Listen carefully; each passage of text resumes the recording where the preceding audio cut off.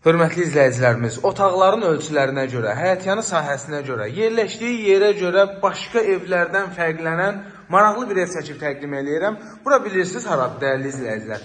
Masazır qəsəbəsində, baxın, Zəngilan şəhərciyinin yanında.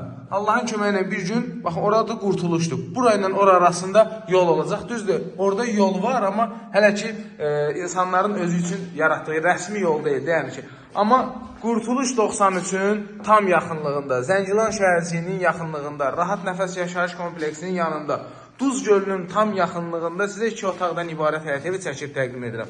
Bu 2 otaq digər 2 otaqlardan fərqlənir. Deməli, kəməri, fundament hamısı qaydasındadır. Həyətyan sahəsinə baxın.